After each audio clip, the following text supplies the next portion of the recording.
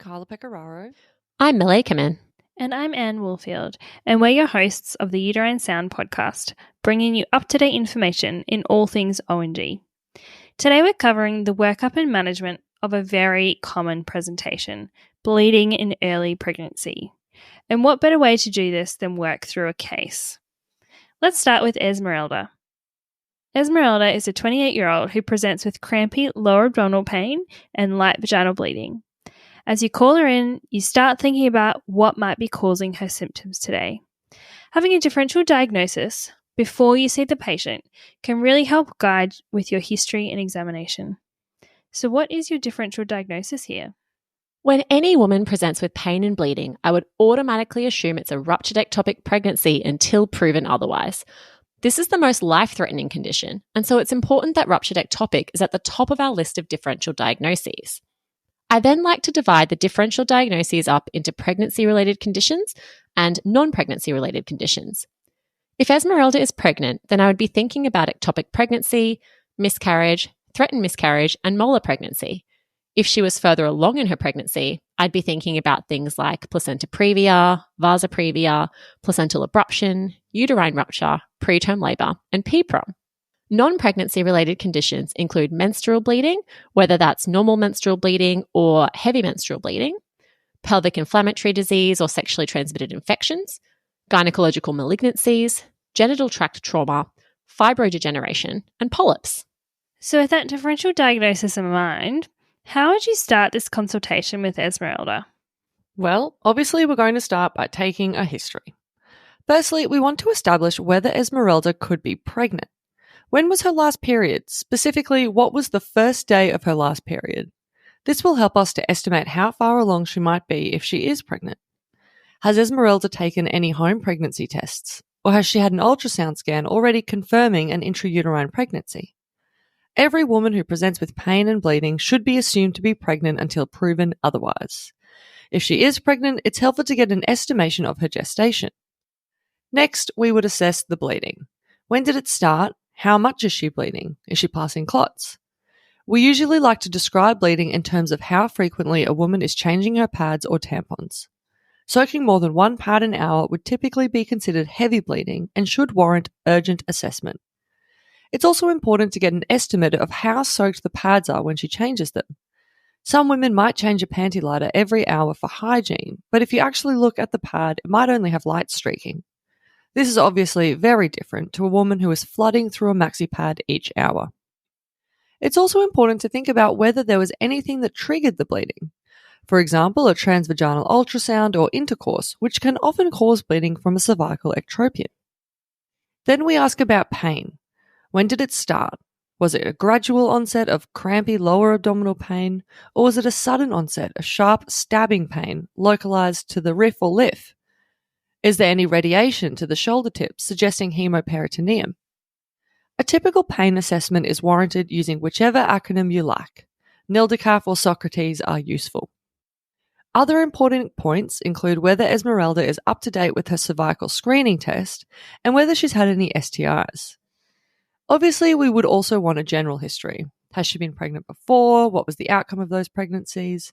Any problems with STIs or cervical screening in the past? Is she on any contraception? Any past medical or surgical history? Is she on any medications? Any allergies? Does she drink, smoke, or do drugs, etc.? Okay, so Esmeralda tells you that her pain and bleeding started this morning. She had a gradual onset of cramping lower abdominal pain that doesn't radiate anywhere. It does improve slightly with paracetamol. Her bleeding is light, and she is changing one half-soaked pad every 4 hours. Esmeralda had her period 4 weeks ago, but her period is a couple of days late. She did take a home pregnancy test, which was positive, but she hasn't had any ultrasound scans just yet. She had one previous pregnancy, which ended with being an ectopic pregnancy that was managed with methotrexate, and she's worried about this happening to her again.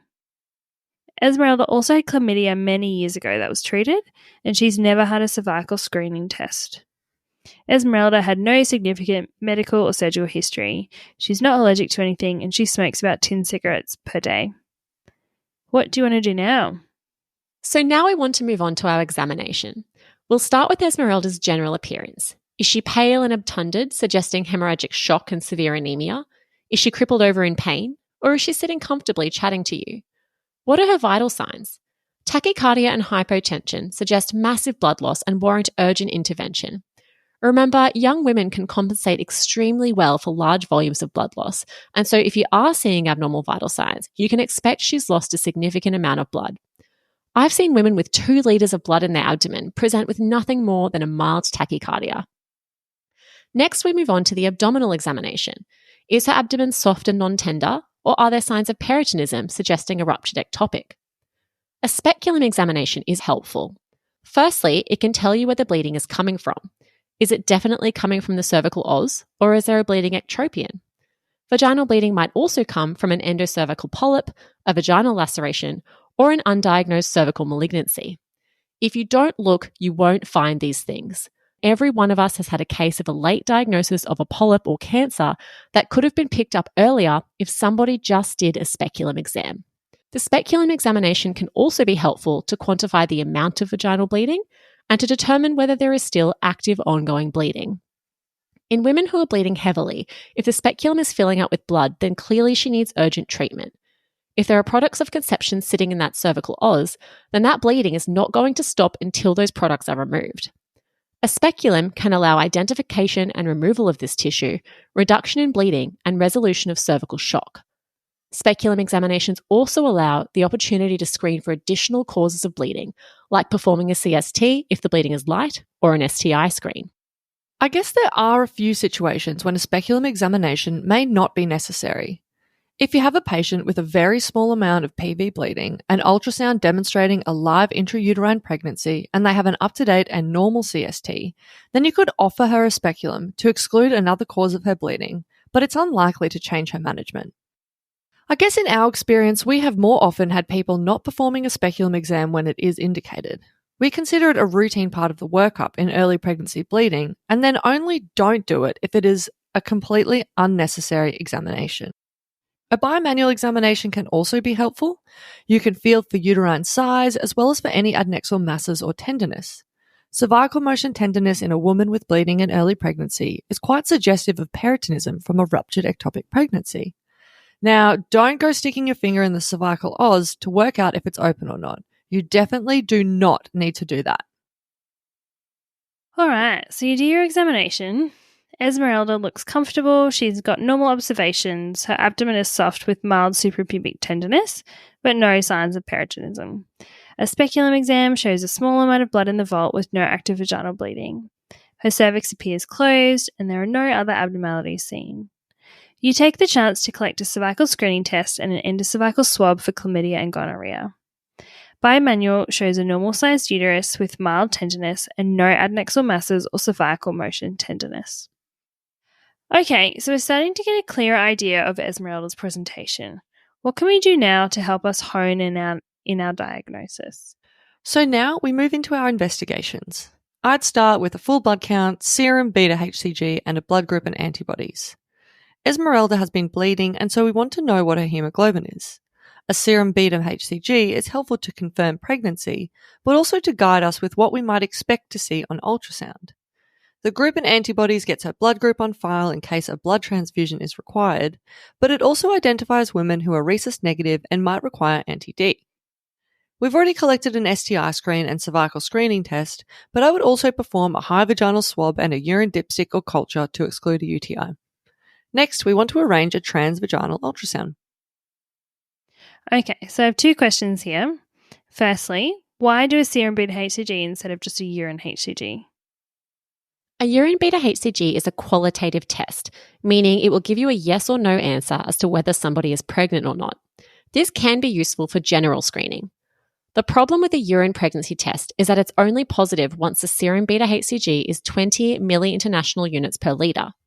Now, as we all know, a serum beta-HCG is positive at 5 or more. When you're assessing someone presenting with symptoms that could be related to early pregnancy, then it's important you use the most accurate test.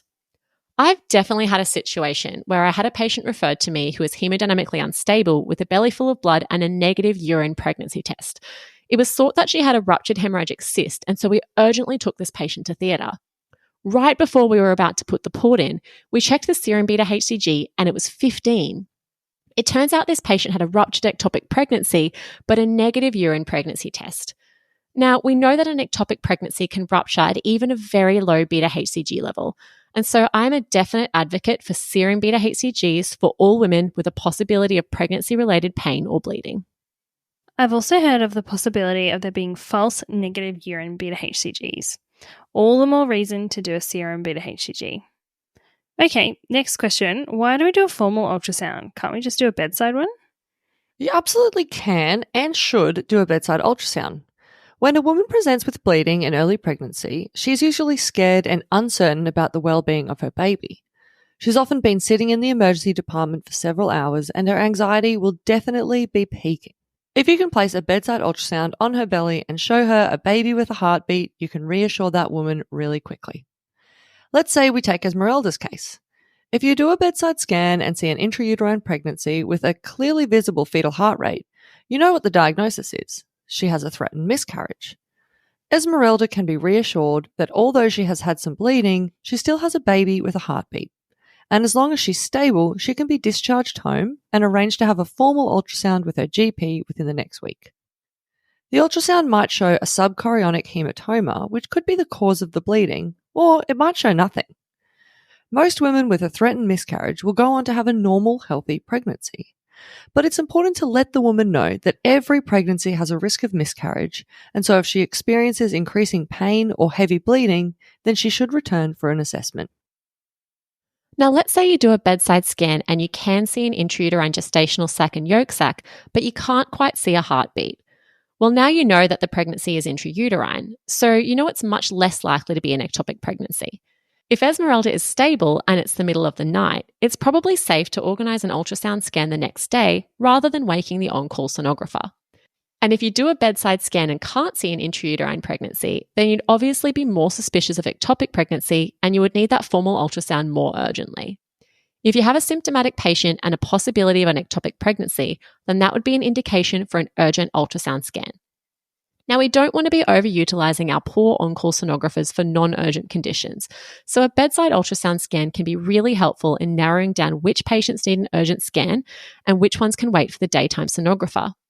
A bedside fast scan can also be useful to quickly diagnose a ruptured ectopic pregnancy. Abdominal pain and bleeding with a positive beta-HCG and a positive fast scan is sometimes enough to warrant transfer to theatre without a formal ultrasound scan. Now, just a word of caution to those performing bedside ultrasound scans. In order to be confident that what you're seeing in the uterus is a gestational sac, you also need to be able to see a yolk sac. If you can't see a yolk sac, then it's possible you might be seeing something called a pseudosac, which is basically a small collection of fluid in the endometrium that can have the appearance of a gestational sac. Pseudosacs are associated with ectopic pregnancies, so if you ever feel unsure, feel free to ask your friendly gynae or get a formal scan.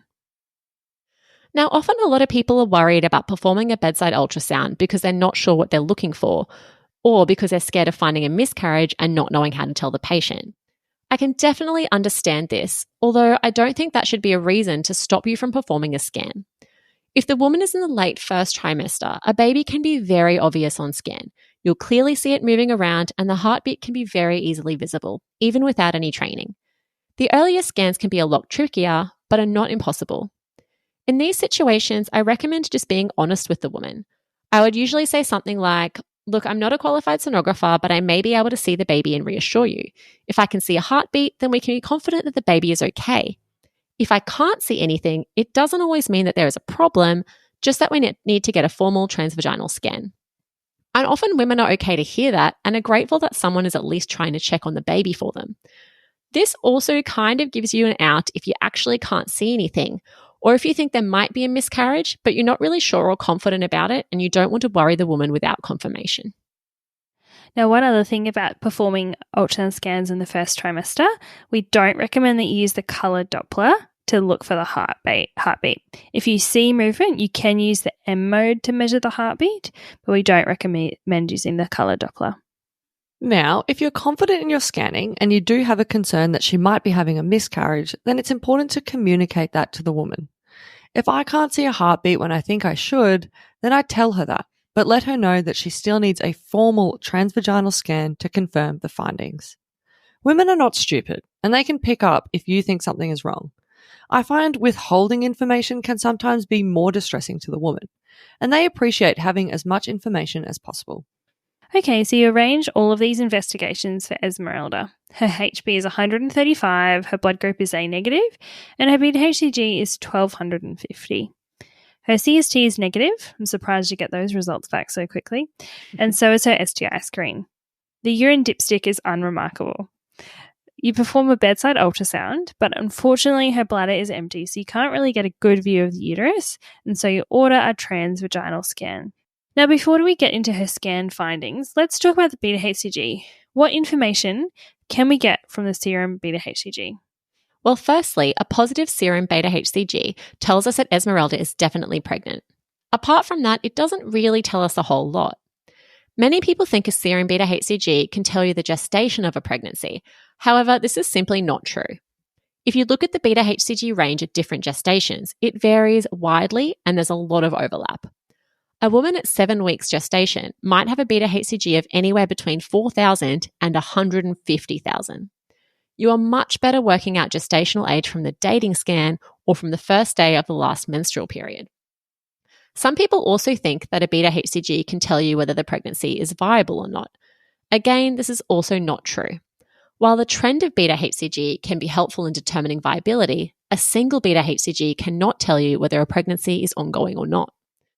The most important bit of information we can get from a single beta-HCG is whether you would expect to see a normal intrauterine pregnancy on a formal ultrasound or not. With a transabdominal ultrasound, you wouldn't expect to see an intrauterine pregnancy until the beta-HCG is 5,000 or above.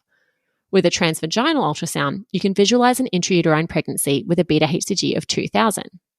Now, you can certainly see ectopic pregnancies at much lower beta-HCGs. So if you have a symptomatic patient with a low beta-HCG, you should still arrange a formal ultrasound scan.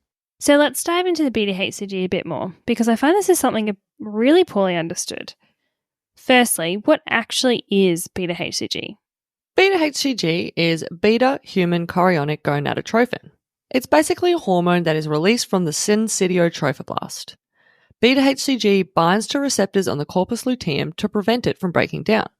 In response, the corpus luteum secretes progesterone, which maintains the pregnancy. Structurally, beta-HCG is very similar to thyroid-stimulating hormone and can bind to the TSH receptor, resulting in excessive production of thyroxine. This stimulation is the main reason behind gestational hyperthyroidism in the first trimester. High levels of beta-HCG are also associated with nausea and vomiting in pregnancy. The higher the beta-HCG, the more likely you are to get hyperemesis. And how early can we detect the beta-HCG? Beta-HCG can be detected in serum as early as 9 to 10 days after conception, which is about 21 to 22 days after the last menstrual period or at a gestation of 3 weeks. This is about 10 days earlier than the first sign of pregnancy on an ultrasound scan, which can be seen at about 32 days or 4.5 weeks. Okay, so back to Esmerelda. Esmerelda is approximately 4 weeks pregnant based on her last known menstrual period and is presented with crampy lower abdominal pain and light vaginal bleeding. She is hemodynamically stable with a tender but non-peritonitic abdomen.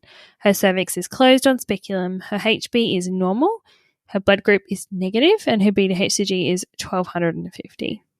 She returns from her transvaginal ultrasound with a report that says there is a cystic structure in the right ovary with surrounding vascularity. There is no intrauterine or extrauterine pregnancy seen. There is a trace of free fluid in the pouch of Douglas. What's the diagnosis? Ectopic? Well, no, although I'm proud of you for having that as the first thing on your mind. The report says there is no intrauterine or extrauterine pregnancy seen, meaning that you can't confidently diagnose an ectopic. That cystic structure in the right ovary is most likely the corpus luteum. And actually the sonographers will usually specify this, since a corpus luteum has very classical features on ultrasound. The trace-free fluid in the pouch of Douglas is actually a very common finding and is often physiological. The actual diagnosis here is a pregnancy of unknown location. I love this diagnosis. It is exactly as the name suggests. So we know that Esmerelda is pregnant, we just don't know where the pregnancy is. Now, there are three possibilities that a pregnancy of unknown location, or PUL, could be. The first is that it is a perfectly normal, viable intrauterine pregnancy, but it's just too early to see it on ultrasound. Remember, we wouldn't expect to see a normal intrauterine pregnancy on transvaginal scan until the beta-HCG is 2000. The second possibility is that this is in fact an ectopic pregnancy, but we can't visualize the ectopic yet on ultrasound. And the third possibility is that this is a failing pregnancy, whether that be a failing intrauterine pregnancy like a miscarriage or a failing extrauterine pregnancy. Unfortunately, we can't tell which one of those three possibilities the pregnancy of unknown location is immediately. For that, we need time and serial beta-HCGs. Okay, so we've diagnosed a pregnancy of unknown location, and we've explained that diagnosis to Esmerelda. What's our management now? Well, firstly, we need to decide whether Esmerelda is suitable to go home or whether she requires admission. If she was completely asymptomatic with normal OBS and a soft, non-tender abdomen, then it would be safe to send Esmerelda home and repeat her beta-HCG in 48 hours, usually through the early pregnancy assessment unit. If you're working in ED, I would definitely recommend speaking to your gynae reg before sending the patient home. If she has ongoing pain and bleeding, or if she lives a long way away from the hospital, then an inpatient admission may be safer. Remember, there is always the possibility that this is an ectopic pregnancy, and we need to be aware of the possibility of rupture. Regardless of whether Esmerelda is admitted or if she's discharged home, Esmerelda needs to be made aware of the possibility of her having an ectopic pregnancy and it rupturing. She should be advised to monitor for pain and bleeding and to present or notify the nursing staff if these symptoms develop. A quick side note is that if we're talking about PULs where the beta-HCG is less than 2000. Once you get to a beta-HCG of 2000, it's very uncommon to not see a pregnancy on transvaginal ultrasound. And so with a diagnosis of PUL, you would be much more suspicious of an ectopic pregnancy. Our next step is to repeat the beta-HCG in 48 hours. If Esmerelda becomes clinically unwell before the beta-HCG can be repeated, then sometimes a diagnostic laparoscopy is required to exclude ectopic pregnancy. However, if she remains stable, then repeating the beta-HCG is very helpful. What we are looking for is the trend of the beta-HCG. A beta-HCG that drops over 50% suggests the pregnancy is failing. The beta-HCG should be followed up every 48 hours until it is negative to ensure complete resolution of the pregnancy, and sometimes you can step down to weekly beta-HCGs. This is very important with a pregnancy of unknown location, as normalization of the beta-HCG is the only way to know whether the pregnancy has resolved. A rising beta-HCG suggests that the pregnancy is ongoing and may either be an intrauterine pregnancy or an ectopic. And how much does this beta-HCG rise? We always talk about the beta-HCG doubling every 48 hours. Is this true in every pregnancy? The beta-HCG typically rises until day 41, and then it rises a little bit more slowly. From about 9 to 10 weeks, the beta-HCG declines and then plateaus. We do usually quote a beta-HCG doubling time of 48 hours, but in reality there tends to be a bit more variation. If the beta-HCG rise is greater than 66% after 48 hours, the woman is very likely to have a developing intrauterine pregnancy, although the possibility of an ectopic pregnancy cannot be excluded. If the patient is asymptomatic, the ultrasound should be repeated once the beta-HCG reaches a level at which an intrauterine pregnancy would be expected to be seen, for example at 2000 on a transvaginal ultrasound. Usually in patients with a beta-HCG less than 2000, we would repeat the transvaginal ultrasound in 1 to 2 weeks, and if the HCG is greater than 2000, we repeat the ultrasound in a few days. Now, a small percentage of ectopic pregnancies will also have a normal doubling time, or what we call an appropriately rising beta-HCG. So until we've seen that intrauterine pregnancy on ultrasound, we need to be aware of this possibility. More commonly, ectopic pregnancies will have a suboptimally rising beta-HCG. This is where the beta-HCG is rising, but it's not rising how we would expect it to if the pregnancy was a normal intrauterine pregnancy. In these situations, you don't need to wait for the HCG to hit 2000 before you arrange a repeat ultrasound. Ectopic pregnancies can become visible at any beta-HCG level. Repeat scans are usually recommended at 48 hours. Okay, so Esmerelda remains in hospital because of her pain and bleeding. A repeat beta-HCG 48 hours later shows a suboptimal rise from 1250 to 1700. Repeat ultrasound again shows no intrauterine or extrauterine pregnancy. What do we do now? So now we are more suspicious of this PUL being an ectopic pregnancy. Again, we would want to assess Esmerelda clinically. If she is stable, it is reasonable to repeat the bHCG and ultrasound again in 48 hours. Once an ectopic pregnancy is seen on ultrasound, we can offer medical or surgical management depending on what the patient prefers.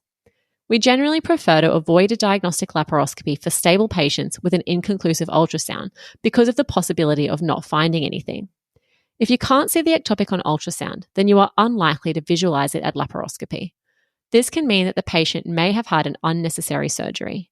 She may then go on to have a visible ectopic pregnancy in a week or so and then require a second surgery for removal, which is a situation we really want to avoid.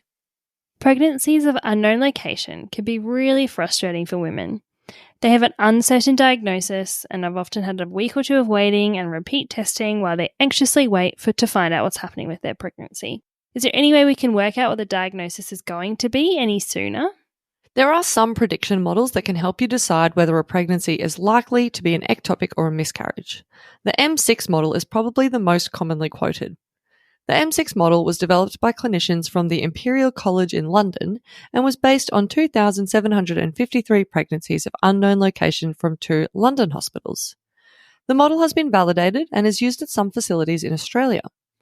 The M6 model uses the initial beta-HCG and the 48-hour beta-HCG, plus an initial progesterone level to stratify patients into high or low risk of ectopic pregnancy, with a threshold risk of 5%.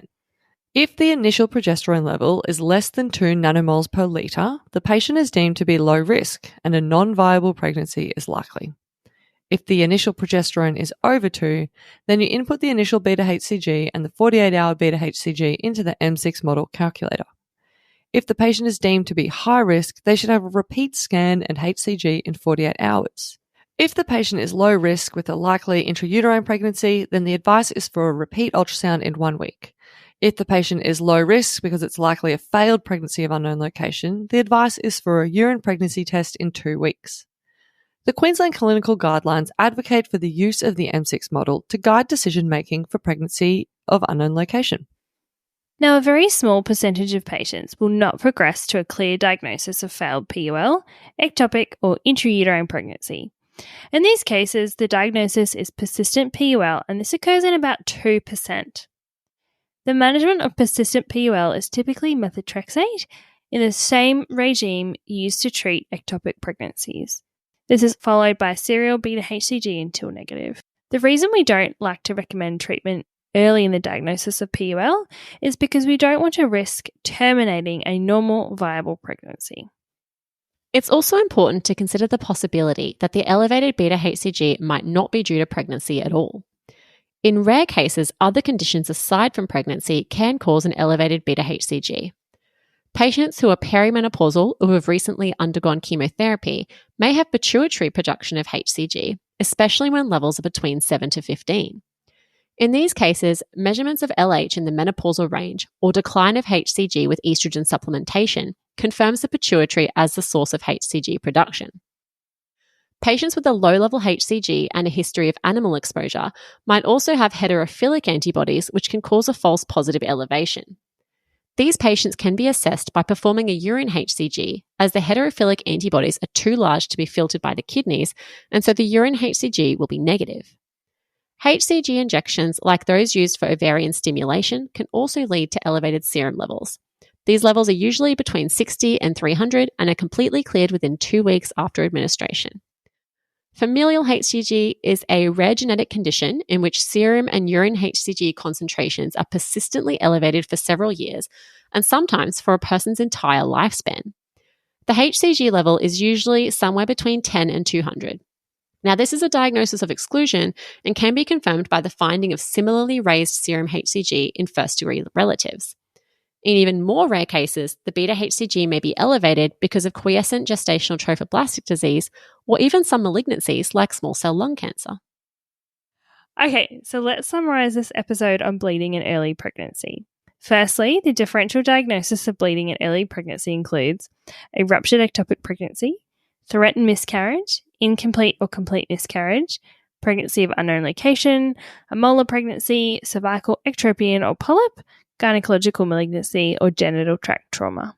History includes the onset and quantity of bleeding in terms of pads, soaked, and passage of clots, assessment of pain, triggers such as intercourse or abdominal trauma, a history of cervical screening tests and STIs, and a general medical history. Examination includes general appearance, vital signs, abdominal tenderness, masses, rebound, guarding, and peritonism. Always a speculum examination to assess severity of bleeding, exclude ectropion, polyp, or malignancy, and remove any products stuck in the cervix, remembering to send those for histopathology. And a bimanual to assess for cervical motion tenderness, adnexal masses, and adnexal tenderness. Investigations include a full blood count to assess hemoglobin, a bHCG to determine whether you expect to see a pregnancy on ultrasound or not, a grip and hold to determine if NTD is required, a CST if it's due, and an STI screen, a transvaginal ultrasound. Management depends on the diagnosis, but in the event of pregnancy of unknown location, the principles are: determine whether the patient requires admission or is suitable for outpatient management. Consider the M6 model for risk stratification. Repeat the bHCG in 48 hours. Repeat the transvaginal ultrasound. And refer to the early pregnancy assessment unit. Don't forget to safety net. Advise the woman to return if there's increasing pain, bleeding, or concerns. Thanks for listening to this week's episode of the Uterine Sound podcast. You can find our summary slides on Instagram later in the week. If you have any episode suggestions, feedback, or just want to say hi, you can contact us at our email, theuterinesound@gmail.com, message us on Facebook or Instagram at The Uterine Sound, or check out our website, www.theuterinesound.com.